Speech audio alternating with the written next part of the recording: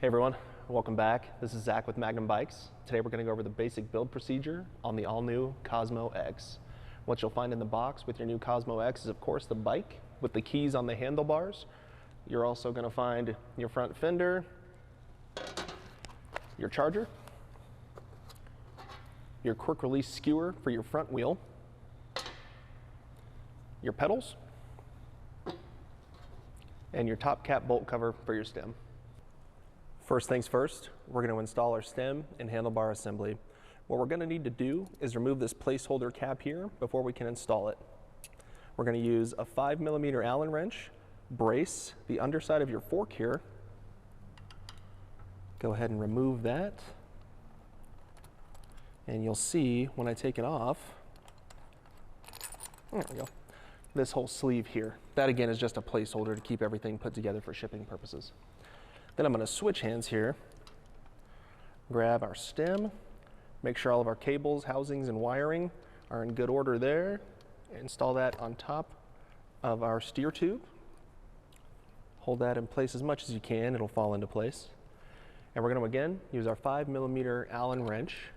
There's a bolt within the stem assembly here that's going to tighten into the forks, what's called your steer tube. And we're going to keep going until we feel just a bit of resistance. This way steering will be nice and smooth, but you won't have a knock. Once you're happy with your adjustment when installing your stem and handlebar assembly, we're going to go ahead and put that top cap that I mentioned earlier into that assembly. This is purely for aesthetic purposes, but it just kind of cleans up the look of the bike a little bit. Once we get that nice and seated, you're free to adjust the handlebars here.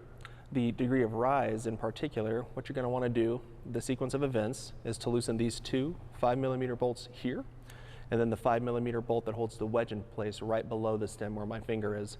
Then you're going to be able to feel free to play around with it. Once you find a comfy spot, go ahead and do the vice versa. We're going to tighten this bolt wedge right here, and then these two 5mm bolts here. Once you get those nice and snug,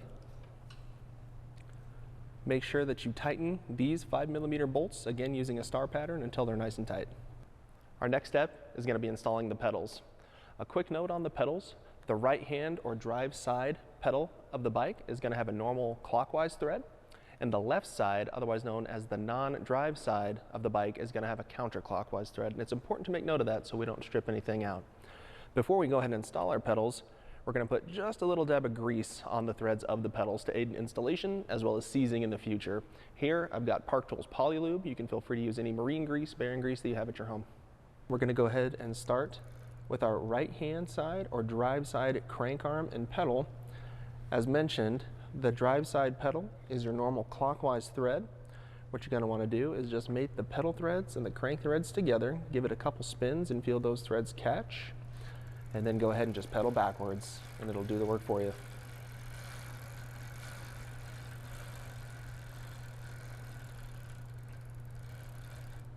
Now here is where you would take either a mechanic's pedal wrench or a 15mm open end box wrench and really bear down on that pedal. This is a weight supporting piece, and so we want to make sure that that is nice and tight, and we'll subsequently do the same thing on the other side. Go ahead and finish that up.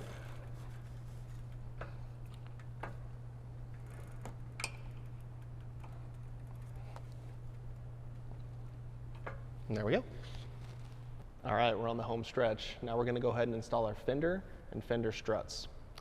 We're going to start by removing this 5mm Allen bolt from the brake bridge and mounting it using the fender tab with our headlight, and then we're going to take these tabs apart to mount the struts.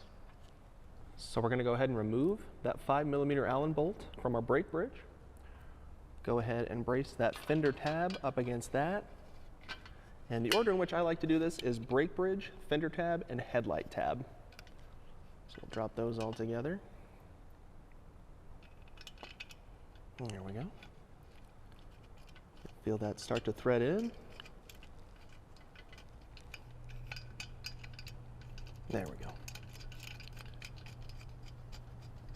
And for maximum tire clearance, what I recommend is using either, if you're a lefty or righty, I'm a righty, so I'm going to use my left hand and push that fender all the way up. That's going to allow for max tire clearance.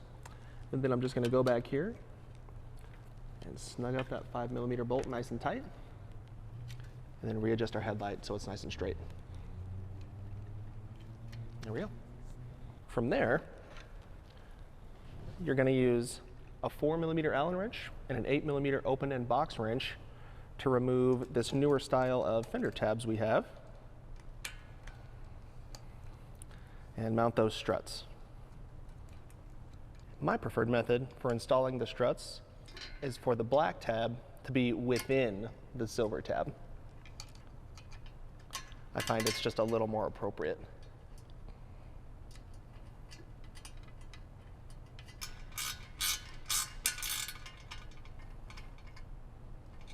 We'll go ahead and do the left-hand side and then move on to our final steps, which will be installing our quick release skewer and installing our front wheel.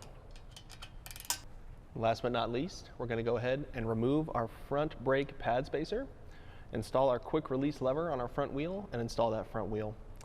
So we'll go ahead and remove this pad spacer within the brake caliper. This is for shipping purposes, so the brake doesn't get squeezed and our pads fall out. Then we're going to grab our front wheel and our quick release. Go ahead and unthread that nut and cap. We're going to go ahead and install the cam side with the switch here on the disc brake side with one of the two pad springs pointing in towards the hub of the wheel. Make sure that's all the way through. We're going to point that other pad spring also in towards the hub of the wheel and install our nut. Tighten that loosely because we're going to adjust it within the fork of the bike. So we'll come around here, insert the fork all the way up in the dropouts, being mindful that our disc brake rotor is in the caliper correctly. I use my left hand to brace the hub and to push up all the way into the dropouts. And we're going to start tightening our quick release and testing how tight it's getting as we rotate that cam. And a good rule of thumb here is when you're installing it, you're going to use the heel of your hand. When you get that lever all the way up against that fork leg, you want it to leave a small mark on your hand, and that's how you know you're right where you need to be. Now before you take off on your maiden voyage, we're going to check just a few more things. We're going to go ahead and squeeze that front brake and give that fork a quick shudder. Make sure there's no wiggle there, but that we still have nice, easy steering. We're going to go ahead and use our foot here. I use my left foot to align that stem with your front tire to make sure steering tracks correctly. There we go. And again, as this is a load-bearing piece, the two 5mm side bolts here, you're going to really want to go ahead and crank down on. Okay, those have a pretty high torque spec.